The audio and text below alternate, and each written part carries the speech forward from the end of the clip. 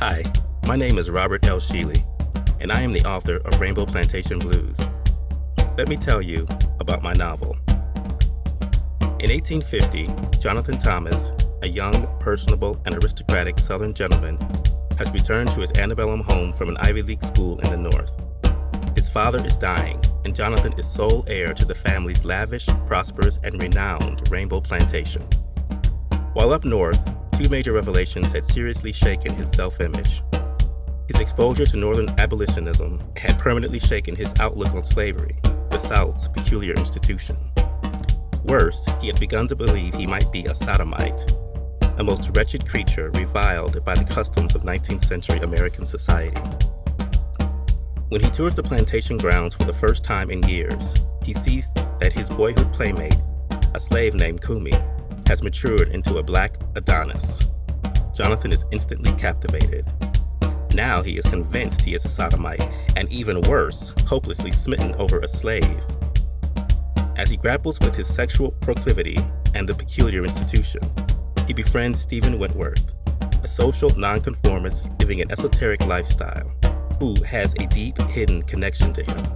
Under Stephen's progressive influence, and from another unlikely source, the Bible, Jonathan is able to unravel his demons and triumph in the end.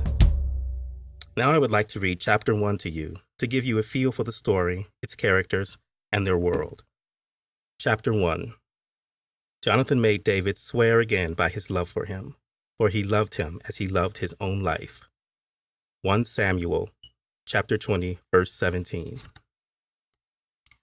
Take good care of Rainbow and the niggers, especially that young buck Kumi. They will produce massive wealth for you as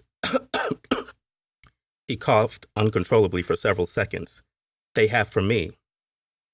As he lay on his deathbed, Saul Bartholomew Thomas, Southern aristocrat and wealthy plantation owner, spoke his last words of fatherly advice to his son and heir, Jonathan. The French pox, the inevitable legacy of his sexual carousing in the slave quarters, had quickly gotten the better of him, and he was fading fast. How could such a great and powerful man end up in such a state? Jonathan thought to himself. He and his father had never been close.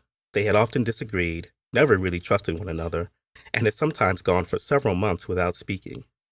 Still, an overwhelming sense of remorse overtook the young man. The pathetic summation of his father's life seemed unjustified and unfair. No one else in South Carolina has reached the heights of power and glory as my father, and Rainbow Plantation is the envy of the South. The thought of it all was too distressing for Jonathan. He reached for his violin. I'll play the violin for you, Father. Perhaps it will comfort you. Yes, please do. It's been a blessing from heaven to have a prodigious son. You're so kind, but I hardly think myself prodigious. My skill is not entirely innate. I spent many years in practice, remember? Yes, I remember. I still believe you have a bit of natural aptitude. Please begin, son. I would love to hear you one last time. Certainly of extraordinary talent, Jonathan glided his bow across the strings without ever having to look at sheet music. He played Bach and Beethoven, making it seem as easy as walking or talking, eating or sleeping. He even kept a few original compositions of his own creation in his head. Everyone who heard him play marveled at his ability and was shocked to discover he did not play professionally in the New York Symphony or in Europe. In spite of his gift, he did not really care about music. It was merely a relaxation tool and something to do. He had other interests. He was educated in constitutional law, first in Elizabethan and Pericletian history, and he spoke fluent French. Jonathan played for his father. While he did so, he thought about his home, Rainbow. Ah, Rainbow. The family pride for 2 generations was certainly spectacular. Walking along the 1-mile-long carriageway lined with 30 oak trees, 15 on each side, there was not a blade of grass out of place. He was always elated when the pure white 2-story mansion appeared with its majestic Ionic columns surrounding the entire house and its sparkling windows. At the center of the circular carriageway, at the main entrance, rose bushes surrounded a small man-made pool. A miniature replica of Michelangelo's famous statue of David stood in the center of the pool. When the season ended, the rose petals fell into the pool and floated on the surface like a quilt across the water. Thomas Sr. had named his plantation Rosewater. For the first year, he and his family had occupied it. But one day, when he had been walking the grounds after a rainstorm, he noticed a huge rainbow arching over his mansion. It had so moved him that he decided to change the plantation's name to Rainbow. Upon entering the 29-room house, which guests sometimes referred to as the Little Parthenon, the visitors saw nothing but the most exquisite early Victorian furnishings. Beautiful frescoes lined the walls of the hallways. They depicted idealized scenes of a tranquil, normal family life for Saul Thomas from boyhood through the creation of his own family and Rainbow Plantation. A 15-foot crystal chandelier, imported from Paris, hung at the center of a grand spiral staircase. Rainbow sat on a 400-acre estate surrounded by lush greenery and immaculate gardens as far as the eye could see. Hidden behind a row of trees, just off the manor house, sat 3 rows of 6 small, dilapidated, windowless shacks. 4 to 5 slaves were crowded into each shack. Saul Thomas and his overseers had often called this area Nigger Town or Nigger's Row. Their proximity to the manor house helped Master Thomas, as the slaves called him, keep an eye on his chattel. The trees that concealed Nigger Town helped the Thomas family and any guests forget the squalor of slavery, the South's peculiar institution. Rainbow, our beloved Rainbow, the young man thought as he played. He had a romantic gleam in his eye and a slight peevishness in his heart. Suddenly, the old man gasped frantically for air, waking Jonathan from his daydream. Panic-stricken, he stopped playing. "Father, father," he screamed. "What's the matter, father?" He turned to an elderly slave woman cowering in a corner. "Go get help, Nene, quickly. Don't dawdle." "Yes, massa," Nene nervously muttered and stumbled out of the bedroom. Not knowing what else to do, the young man knelt at his father's deathbed to pray. Within seconds, the coughing and gasping stopped. Without looking up, Jonathan knew the end had come. His father was dead at 67. Jonathan stood up and stared at the corpse. The old man's eyes were opened with fixed pupils. With an eerie feeling, Jonathan reached out and pulled his father's eyelids shut. Then he pulled the covers over Saul's face. His lifelong, tension-filled relationship with his father prevented Jonathan from crying, but he did feel a hint of genuine sorrow. Mostly, he thought about what his father's death would mean for his own life. A few minutes later, Nene came rushing back into the bedroom with Isabel Thomas, his mother. The widow and the slave woman stood together in the doorway, speechless, realizing they were too late. Young Jonathan was standing over the covered body, playing his violin. Saul Thomas's funeral was held shortly thereafter. People from all over the South came to pay their respects. High-profile business leaders and their wives, along with members of the national and state legislatures, attended.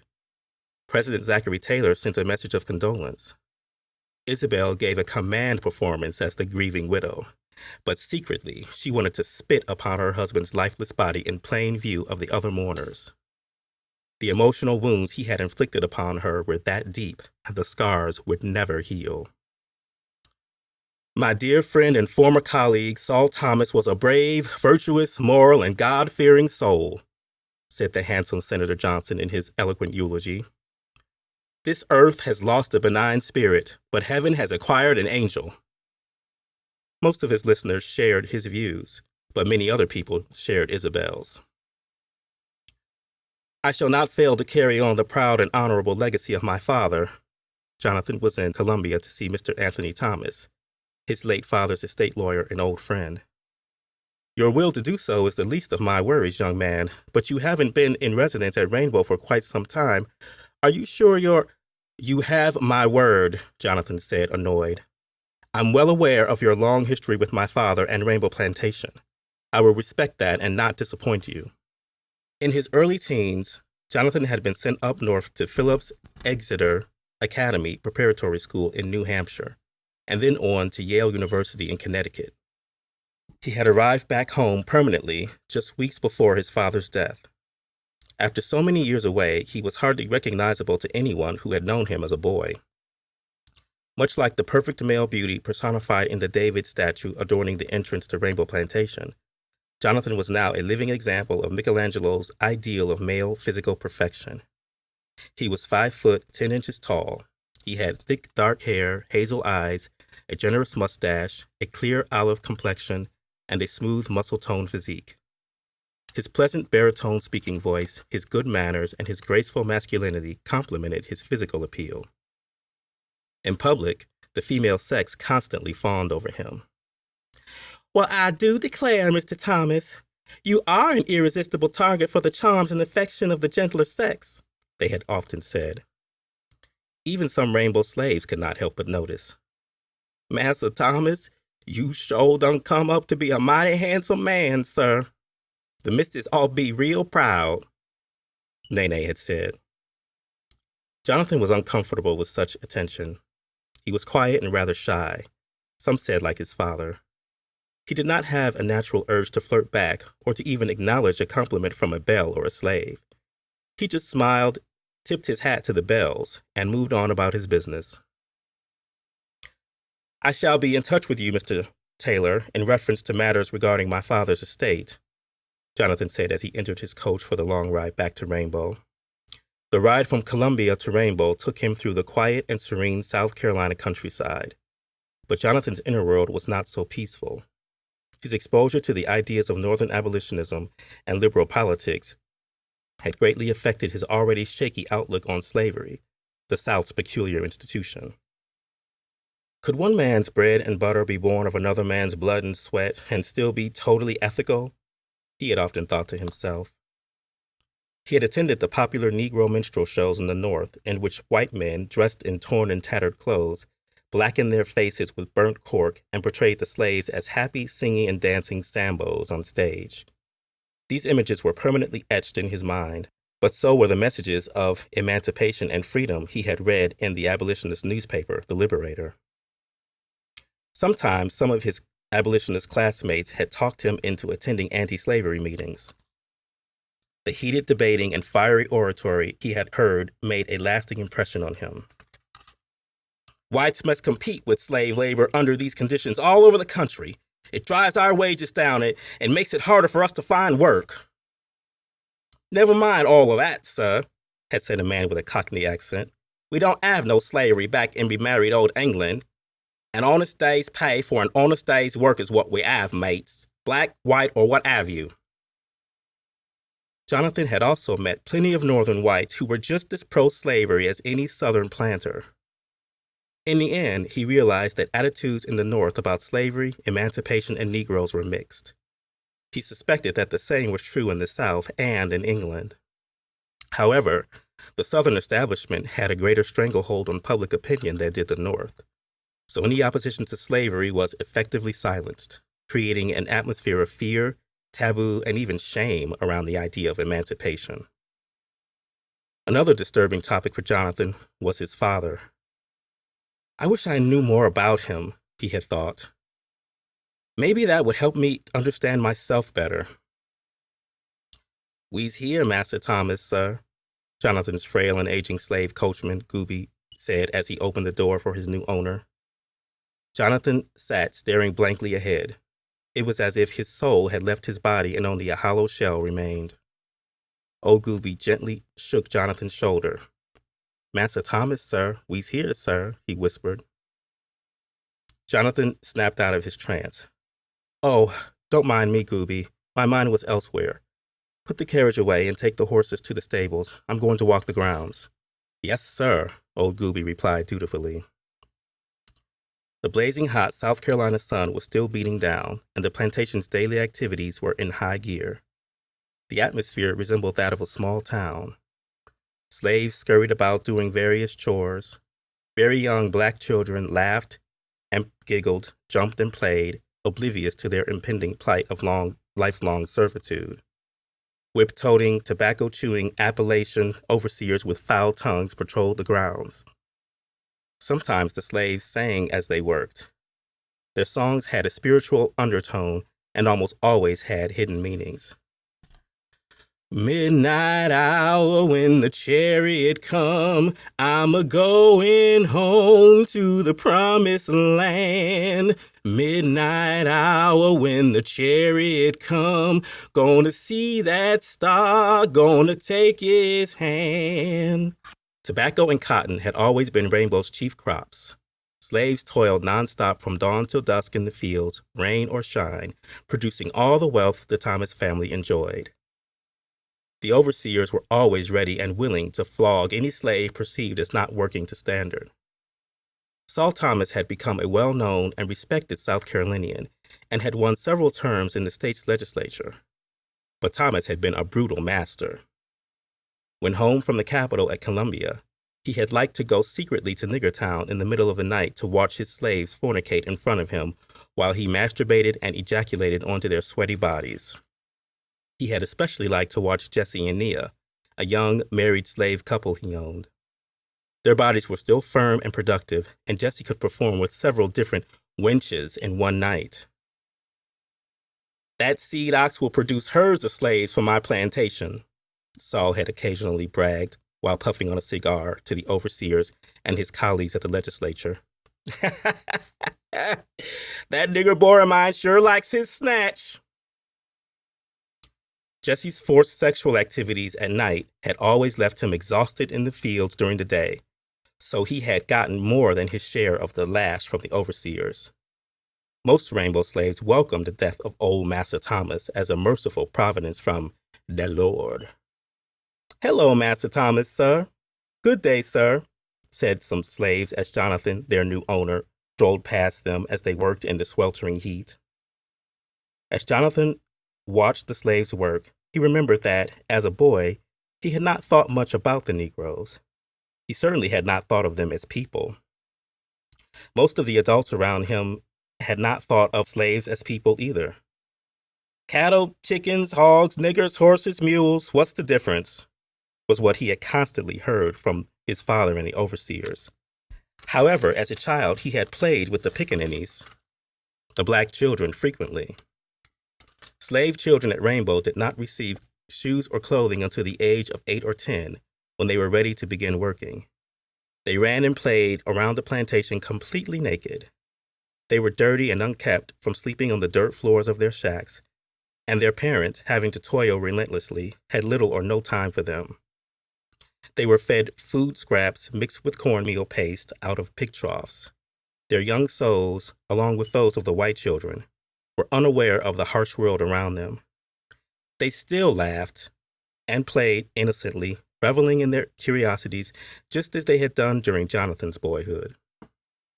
"Bet you can't catch me, boy," little Jonathan had said. "I bet I can," little Kumi had said. Those were the games they had played as they giggled and ran after each other on the plantation grounds and in the woods. Kumi had been a slave boy who was the same age as Jonathan. His actual date of birth, as with most slave children, had been recorded in the plantation's livestock journals. When Nia, his mother, had gone into labor with him, she was toiling in the cotton field. The overseers had forced her and all pregnant slave women to squat and give birth right then and there in plain view of everyone else and in the broiling heat. The minute her maternal labor was over, her manual labor had resumed without a moment's rest and without a second thought. Kumi and little Jonathan had been very fond of each other and had played together the most. Little Jonathan had thrown rocks or sticks and commanded Kumi to fetch them, or he had told Kumi to get on his hands and knees and then rode his back like a horse. In between their child's play, they sometimes had sat under a tree in the woods while little Jonathan read biblical passages to Kumi. He had known that South Carolina law forbade teaching blacks how to read. Lawmakers felt that literate slaves would be unmanageable and would soon begin to demand their emancipation.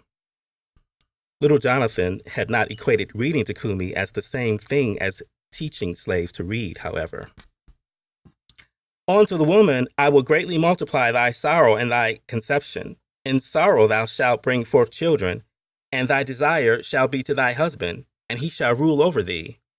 He continued, "Servants, be obedient to them that are thy masters, according to the flesh, with fear and trembling, in singleness of heart as unto Christ. Little Jonathan had read the passages adults most often read to him. He had sincerely wanted to enlighten Kumi. Kumi, full of wonder, had been eager to listen and learn, no matter what the passages actually said. Jonathan's favorite biblical saga had been the story of David and Jonathan in the books of Samuel. Isabel had once told her boy that his name derived from the story. Little Jonathan Thomas had been thrilled to learn that his name was in the Bible, and he felt special. It had impelled him to read the story over and over to Kumi, whose African name he knew was not in the Bible. Jonathan had read it so many times that Kumi had the story memorized. Over time, he had heard more in the story than Jonathan's name. Another interest the boys had shared was their curiosity with each other. "Why is your skin so dark, boy?" "I don't know. My mammy say the Lord made me like this." "I heard a doctor say once that Negroes have leprosy, and that's why they're so black. But why did God give you leprosy?" "I don't know. What's leprosy?" Little Jonathan had burst into laughter. "Boy, you're so dumb. It's a sickness, a disease." "Well, I sure don't feel sick, Master John." They had both paused a minute to ponder their thoughts. "Well, can't you wash that black off?" Jonathan had asked. "No, it don't come off." Little Jonathan had rubbed Kumi's skin as if trying to wipe off his color. "See, Master John, it don't come off." Little Jonathan had looked at Kumi's skin with a perplexed look on his face. "Master John? Yeah, boy? Do you got one of these?" Kumi had asked, pointing to his penis. "Under your trouser?" "Yeah, I got one, but mine is clean. It's not black like yours, boy." "Well, do it work like mine do, Master John?" "I guess so. Want to see mine, boy?" Little Jonathan had pulled down his trousers, lifted his penis with his right hand, and, full of pride, showed it to Kumi. "See, boy, mine is clean." Kumi had marveled at Jonathan's penis. "These are white, too," he had said, lifting his penis higher to show Kumi his testicles. "Those ain't white, Master John. They straw-colored." "Well, they're whiter than yours, boy."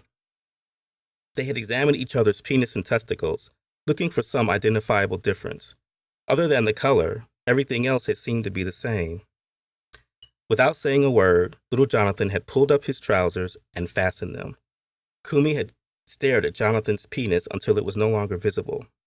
Both boys had discovered a kind of pleasure in examining each other's genitals. The pleasure had been something more than trying to find something different about them. Neither one understood or could verbalize the meaning of what had just happened, but they both knew it felt good to each of them. "As for the matter about which thee and I have spoken, the Lord is witness between thee and me forever," Kumi had quoted out of the blue after what would be their last examination. "What?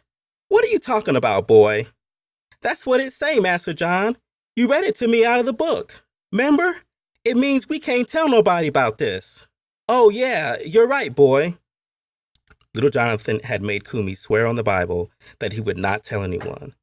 Then, as if nothing had happened at all, they had simultaneously burst into laughter and run out of the woods toward the plantation. Throughout the rest of their childhoods, the incident had never been mentioned by either of them. A few years later, Jonathan had been sent north to school. "Mr. Thomas, Mr. Thomas!" A young overseer on horseback galloped toward Jonathan as he stood remembering the past. Jonathan looked around to see who was calling him. The man heading toward him was a stranger. Nonetheless, Jonathan addressed the man politely. "Good day, sir," he said, tipping his hat. "Pleasure meeting you, Mr. Thomas. Your father hired me a few years back. I was real sorry about his passing, sir." "That's very kind of you to say, Mr. My name's Sanders, sir. Robert Sanders, sir. I make sure these damn niggers do their work. If they don't, you best believe I got something for 'em," he said in his Appalachian accent, as he cracked his whip on the dirt. He spat a slimy piece of chewing tobacco onto the ground, barely missing his employer's boots. Jonathan, taken aback by Sanders' coarse language and bad manners, quickly changed the subject. "I've been informed that production and profits are high this year. Who are our most efficient chattel, Mr. Sanders? Efficient chattel, sir? Sanders said. Yes. Oh, you mean which niggers work the hardest? If you must put it that way, Jonathan snapped. Well, that one over there, Sanders said, pointing his finger. He don't never give me no trouble. And that one over there, with the big bosoms, her name is Hester. And well, sir, I'll just say that black wench is real satisfying, sir.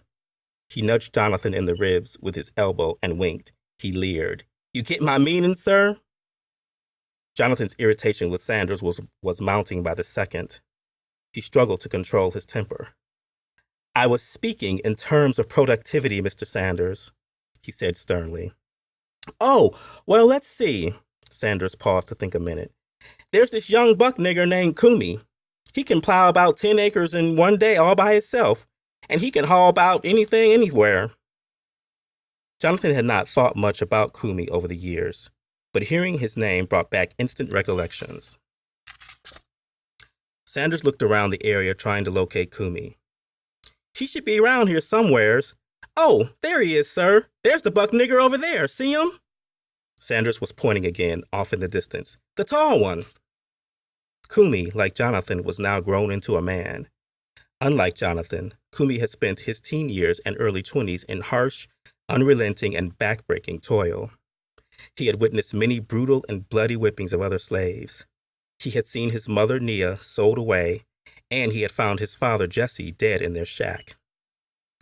The pressures of Jesse's brutish life had finally broken his body and spirit. He could no longer endure the strenuous and endless physical labor, the sexual abuse, the beatings, and the callousness toward his wife, his family, his people, and his basic humanity. If there is a Lord, he didn't put me here for this, he had often confided other slaves. When Nia was sold away, she was 9 months pregnant with her 18th child. The child may or may not have been Jesse's, since she had been routinely raped by old Master Thomas and some of his overseers.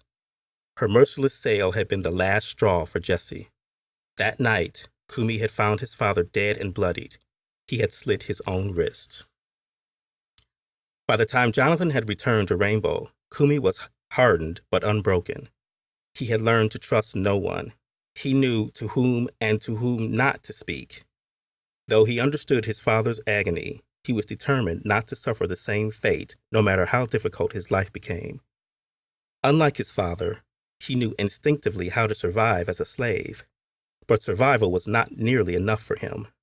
Freedom was his dream, and he knew in his heart he would attain it one day.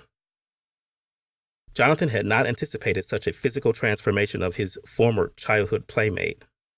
The sight of him was breathtaking. At 6 feet, 3 inches tall, Kumi had become an Adonis. His head was shaved completely bald. He wore only a pair of ragged Osnaburgs. His dark brown, muscular body, covered with sweat, gleamed in the sunlight. Thick eyebrows set off his deep-set, almond-shaped ebony eyes. He had an oval-shaped hairless face, high cheekbones, and full, luscious lips. His upper body muscles, biceps, triceps, chest, back, and shoulders, were chiseled to perfection, massive and rock solid. He had firm washboard abs, and his waist was tight and trim. Yeah, he's a mighty fine buck nigger, Sanders broke into Jonathan's thoughts. Mighty strong, too, sir. Ain't never caused no ruckus, neither. Don't 'spect he ever will, sir. Everybody likes him. Sanders' babble fell on deaf ears. Jonathan was captivated by the sight of his scrawny boyhood playmate turned Greek god. Sir, something the matter, sir? Sanders said, baffled by Jonathan's statue-like stiffness. Utterly unable to speak or move, Jonathan was transfixed on Kumi. Beautiful Kumi. The man. I hope you've enjoyed my reading, and I hope you will decide to order your own copy today. You can order at Amazon.com, iUniverse.com, Booksamillion.com, or your local bookseller. Also, follow my blog at robertlsheely.blogspot.com. My posts highlight my daily quest to write, edit, publish, and promote my Rainbow Plantation Blues trilogy, and trust me, It's an adventure you won't forget. Thanks for listening, and I'll see you in the blog sphere.